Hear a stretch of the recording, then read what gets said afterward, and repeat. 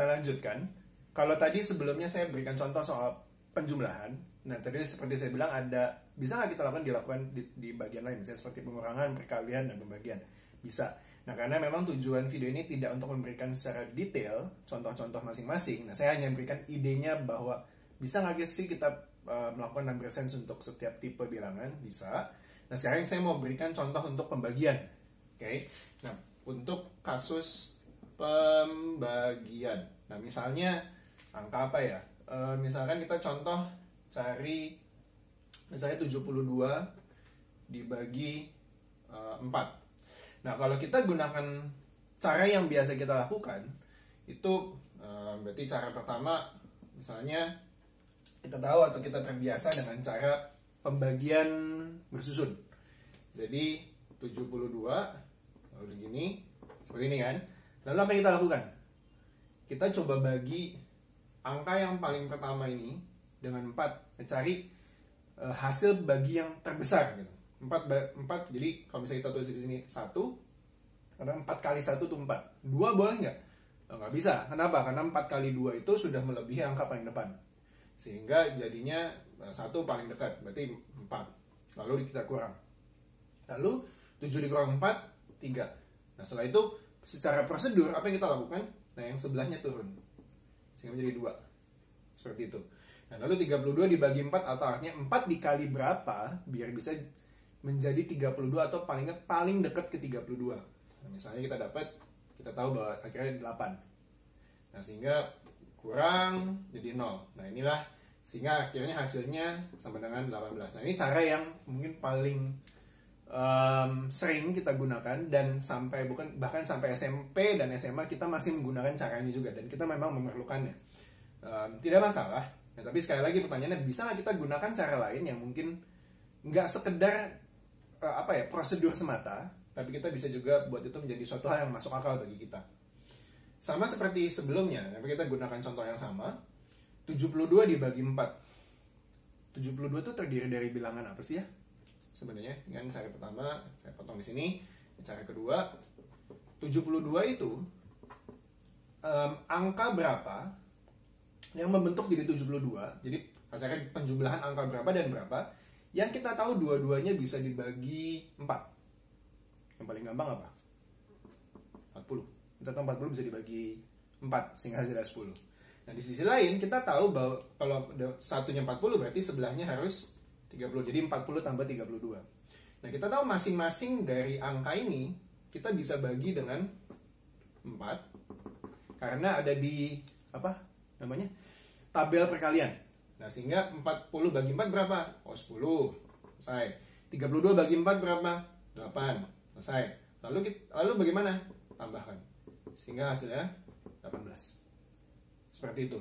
Nah, ini salah satu contoh lain bahwa bagaimana sebetulnya pembagian itu nggak sekedar aturan seperti ini. Kita bisa lakukan dengan cara lain yang bisa jadi lebih mudah, bisa jadi juga tidak, tapi bagi saya lebih masuk akal, dan untuk beberapa kasus menurut saya itu lebih cepat dibanding melakukan begini yang harus prosedur tidak bisa istilahnya dibuat mental arithmetic, jadi tidak bisa dilakukan di luar kepala.